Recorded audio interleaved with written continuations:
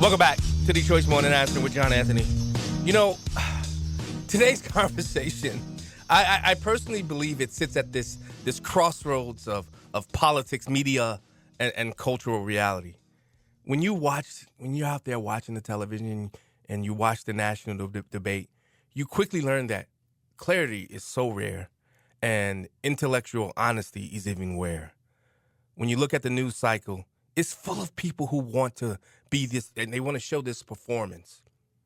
But there are very few people who can cut through the noise. I call them the can't miss kid. Because every time, this is the only show, this and Wolf Blitzer is the only show I can stomach to watch on CNN. And it's because of our next guest, Scott Jennings. I'm telling you, his new book explores exactly that, a revolution of common sense. How Donald Trump stormed Washington and fought for Western civilization. It makes the case that the American people are not confused, divided, or misled. Sounds like the conversation we had yesterday, doesn't it? They are discerning. American people are paying attention, and they are tired of leadership that treats their lived reality as an inconvenience. Buckle up, because this is a conversation for people who want more than headlines. It is for people who want depth, clarity, and truth. Scott Jennings, welcome back to Detroit's Morning Answer. Hey, really excited to be here with you, and thanks for this conversation. Now, Scott, I got to tell you, I think I was there at Freedom Summit, I personally believe that was the best speech I've ever heard you make. You had the whole room quiet, and it was as if everybody was sitting on the edge of their seat waiting for the next word.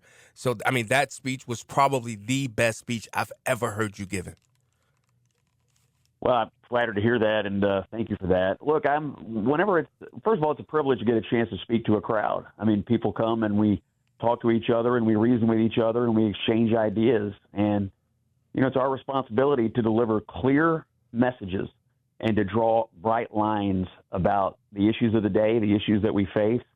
The reason I wrote this book that you're talking about this morning is because I don't think we're just fighting about day-to-day politics anymore. I think we're fighting about something bigger than that. It's the future of our culture. It's the future of our civilization. And so when I get a chance to talk to a crowd, that's what I'm talking about. And I can't wait I'll be with you this weekend. I'll be emceeing the events that you're doing in Michigan. So I can't wait to see this. But I do want to start with your book because there's a lot of other stuff we can start with. But I can't wait to get your book when I'm there and read this book because from what I'm hearing, people who've gotten the book thus far, in this book, you argue, and I thought this was so impressive, you argue that Donald Trump restored an instinct that the elite spent years trying to suppress. What is that instinct? The instinct that regular Americans can see reality more clearly than the institutions trying to manage them. What moment cemented that idea for you? Well, I was thinking when he took office, just about how much everything had changed in our politics and why he had come back into office. And then he steps up to the microphone at his inaugural address and he says, "We're going to have a revolution of common sense." And I turned to Van Jones on the CNN set and I said, that would be a great title for a book because that's exactly how he has rebranded his political movement. And part of the theme and part of what he's doing is exposing and shining a light on a government that has been so out of touch with regular people that it leads it to make just outrageous, crazy decisions that an average, everyday, common person would look at and say, that's just not common sense. Yeah. And that's all, in many cases, Trump is trying to do. And so when you look at the issues of immigration, when you look at the issues of DEI, when you look at the transgender sort of cult mentality that had been installed in our government, none of this is supported by the American people. It's not common sense, and yet it was being foisted upon us. Trump has showed up, and he's reversed almost all of it. Yeah, I think one of the reasons why people love you so much is because of that common sense. And a lot of people look at your viral moments and they think they happen because you're on CNN. No, your viral moments often happen not because you seek confrontation, but I think it's because you insist on logic in rooms that often drift towards this ideological comfort. Do you see yourself when you're there on CNN panel on Abby Phillips or wherever you're at, do you see yourself as this counterweight to groupthink at CNN? And How intentionally do you take on that role? Well, I see myself as someone who needs to speak for half or more than half or 60% or 80% of the country on some issues, who just look at national news and they don't see anybody who absorbs the news the way they do, who doesn't analyze the news the way they do, who doesn't share their values. The other thing I try to do is just inject logic and rational thinking and common sense into these conversations, because often I'm arguing with people who are very liberal, who argue everything from the perspective of emotion. They often are in a very small ideological information bubble. They're not even aware, in many cases, of what's going on out in the real world. They often also believe alternative realities that just aren't true on a number of fronts.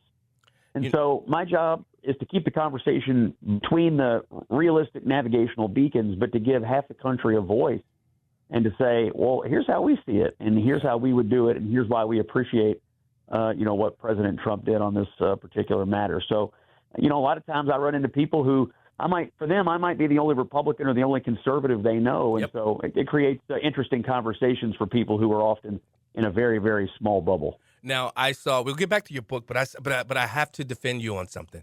I saw you were on Abby Phillips, and this was the conversation. Did you ever ask or wonder if Obama was committing war crimes? Yes. I mean, we believe about that, and we spoke about that, but I can still critique these. Do you believe they were? We had a lot of questions about. For the record, okay, for the record, there was bipartisan outrage over President Obama's very liberal use of drone strikes. Did anybody say Obama committed war crimes? Hold on a second. Yes. Who? Scott Jennings. Okay, I want to just quickly read off the list. Cornel West. Yep. Medea Benjamin. I hope I'm saying that name right. Glenn Greenwald. Noam Chomsky. Jeffrey Bachman. Samuel Alexander, a law student. Gersh Kuntzman. No media. No elected officials. So, Scott Jennings, I just wanted to prove that you were right. Yeah, well, I'm glad you highlighted that conversation, because we were discussing this Venezuelan issue, and everybody at the table is quick to call Donald Trump and Pete Hegseth a war criminal, which they're not, by the way. It's not even, what they're doing is perfectly within bounds for protecting the American homeland, but we'll set that aside. And the template for what they're doing was set by Barack Obama, who, as you know, liberally, as Abby correctly said, used drones and military assets to strike what he believed were terrorists. Yeah. Not a single mainstream person at the time would have dared call Barack Obama a war criminal, and nobody out here is today saying, well, maybe we ought to throw him in war crimes jail. In fact, they put him on the, he's now the main guy who makes movies for Netflix. So it turned out okay for Obama. So my simple question was, why is it okay for Obama, but you're questioning Trump? And I'm out here getting gaslit. Now people are telling me that, no, we did criticize Obama, when there's no shred of evidence that anybody ever really did. And everybody knows it, and it's absurd. Yeah, that is so true. I'm trying to hit a lot of subjects, because I'm not trying to hold you on that long, because I know you're a very, very busy man. But Charlamagne the God, he made a point. I think do I have that one, Paulie? As it relates to Charlamagne the God, there it is. It's just hard to believe y'all, Jamie, now, simply because we know what y'all watched the last 4 years. Even when I see somebody like Corinne Jean-Pierre come out with her book, and I'm like, you sat up there and lied for him all of this time, and now you want to be honest and say you were an independent, and it's the same. All of y'all did that for the last 4 years. Charlamagne, I ain't lie about a damn thing. Well, you ain't tell the truth. Well, what? You just kept quiet. Okay. Don't let him talk to you like that, Jamie. No, come on, man. Now, when you have black leaders like that, Charlamagne the God calling out Jamie Dimon, I forget his last name. He was the Democrat chairman for quite some time. Harrison. Yeah. When you hear somebody like Charlamagne calling them out about what we just had to endure, what goes through your mind? Do you talk to Abby Phillips about things like this, where the people, not the media, not these this so-called legacy media, but when people like that have these type of conversations, does these type of things come up, off air? Not really. I mean, look, I think no. I mean, the answer is no. And what we're seeing, though, is, some people like Charlamagne, who, by the way, I think is kind of an honest, authentic guy. I don't agree with him on a lot of issues, but he will call things out. And what he's calling out here is that you had a Democratic Party colluding with the media to just lie to the face of the American people and make Democrats fall in line behind the charade about what Joe Biden was like and what he was doing and whether he was fit for office. And people are mad about it. They have a right to be mad about it. Their party was misled. Yes. But what is crazy is that the media, I think, is today embarrassed about the role that they played in the whole thing. It's the reason they constantly try to make up stories about Donald Trump's health or his fitness for office. They're so embarrassed about their role in the Biden cover-up that they now want to try to ascribe the same construct to Trump and say, oh, see, they're all sick, they're all old, they're all frail, when that's not even true either. And so I think Charlemagne is right to call it out, and I think a lot of Democrats deeply regret having gone along with what the Biden White House did and said to the American people. Now, Scott, you're on your way to Michigan. You're going to speak at, I believe you have 3 speaking engagements, I do believe. Scott, Yeah. I mean, as you're here on Detroit's Morning Answer, how important is Michigan in the upcoming 2026 midterms, and why should people get out? What's the message you're bringing to the people of Michigan? Well, Michigan is very important. You have a Senate race going on there for sure, and obviously we know last time around Donald Trump won, but the Senate race did not go that way. And the message is this: if you believe what I believe, that we're not just fighting about day-to-day politics, that we're fighting about the future of Western civilization, what kind of world, what kind of ideologies are going to be in charge of our world, then our current politics, our political affairs right now, you can't sit it out. You can't look the other way. You can't get too busy. You have to get engaged. And I talk to crowds about this all the time. And so that's part of the message. And the other message is, if you're interested in what Donald Trump is doing, why he's doing it, his leadership style, his theory about how the federal government had lost touch with the average American person, you'll enjoy this event as well. So, this book's a little bit of a history book now because it's about the first 100 days, but there are a lot of lessons about current events. And look, here's the thing. If you like what Trump is doing and you voted for him and you voted for what's happening, if you don't pay attention to this election, it can all go back. It can go back even further. The pendulum could swing away from you even further than it was, and that's a scary thought. But I think that's the importance of your book, though, because if common sense is now a political force, which institutions do you think feel most threatened by that shift? And have you seen them react yet? Yes, well, federal bureaucracy, media, Democratic Party, and federal judges. I mean, these are the 4 things that Donald Trump faces every day, and they work together to try to overwhelm him. And they try to stop him. They try to stop the duly elected president from operating. They shut down the government. They're trying to get the military to stop following his orders. You have radical judges who try to stop every decision that he makes. They're trying to overwhelm him. The only way to stop them is to keep voting and keep voting your values. And if you abandon the president in this election, these folks, these institutions that are trying to stop him today are going to swing back against you with a vengeance. Scott, Jennings, if a young conservative or independent pick up this book, A Revolution of Common Sense, what worldview do you hope they would walk away with regarding leadership, responsibility, and the future of America? Well, I think, number one, government has to be responsive to the people. We have a republic. We have a democratic republic, and our institutions have to be responsible to the people. And that is something that I think is the hallmark of the Trump era. The reason he won his elections is because people believe that our political elites, our media, our political institutions had turned away from doing what's in the best interest of most of the American people. And they had turned towards fringe views and ideological nonsense that nobody wanted. They'd essentially been hijacked. And so if you believe in an American future, if you believe in a future where our institutions are reformed and where they are responsive to the American people, this book is for you, and it's a book about how Donald Trump is fighting to do that every single day. Scott Jennings, sometimes when I'm watching you on CNN, but when I'm watching you, the facial expressions that you make sometimes. Now, you sit at this table where I guess the narrative is shaped in real time. Have you ever watched a story form like right on air and thought, well, this is factually incorrect, but the narrative is already locked into place. How do you handle that tension?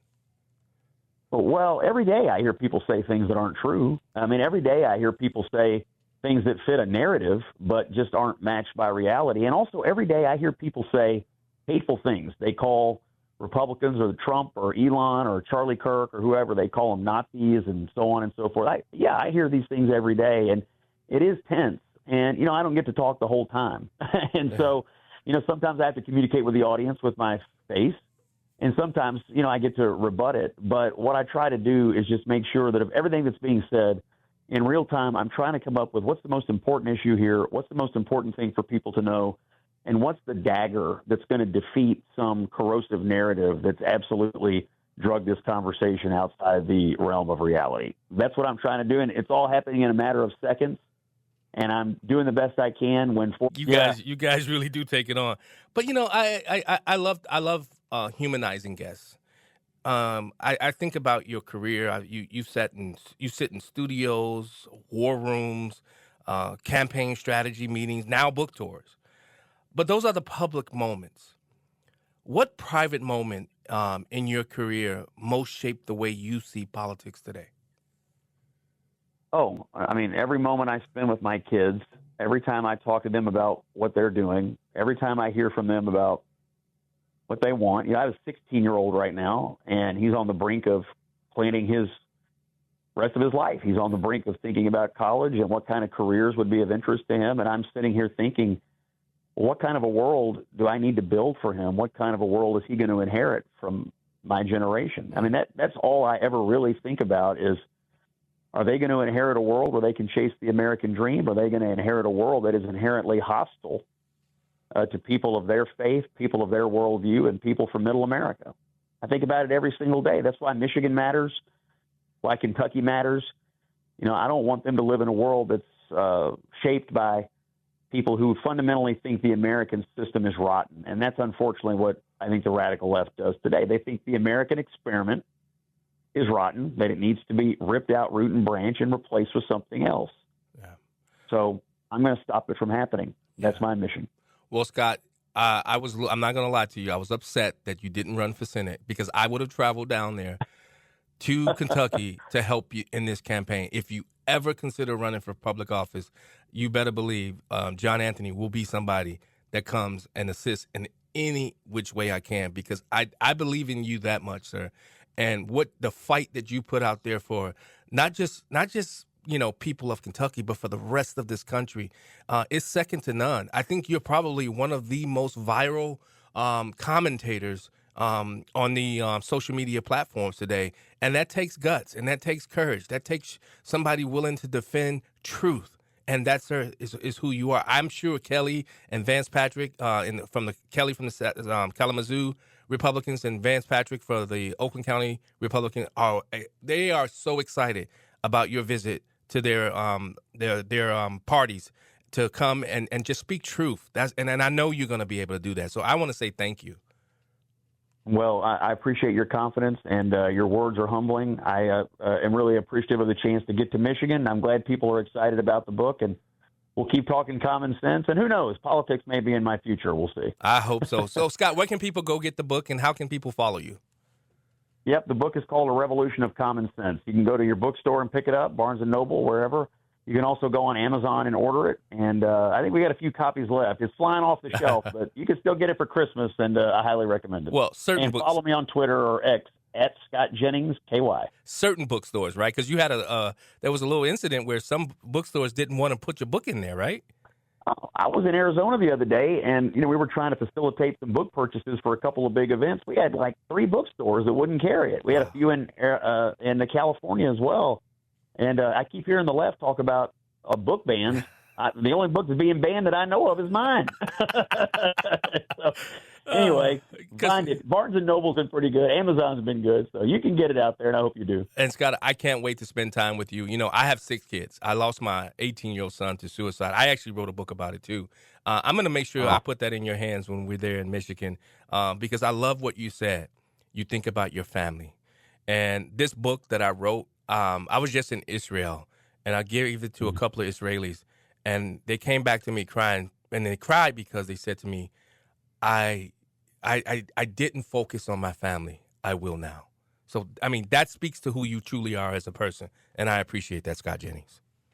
Well, I'd be honored to read it. I'm sorry for what happened to your family, but I'd be honored to read your story. And I think when people have adversity in their life, I think when bad things happen, I think when you have a life moment like that and you're able to share it with other people in the hopes that it makes their trajectory better, that's what God expects of us. What can we do to help improve the trajectory of our fellow man? And so I'm honored that you would give me your book. I look forward to reading it. Scott Jennings, Senior Political Contributor for CNN and author of the book, A Revolution of Common Sense. Go get it. Thanks so much for joining us on Detroit's Morning Answer. Thanks, brother. See you soon. Yes, see you soon. We'll be right back.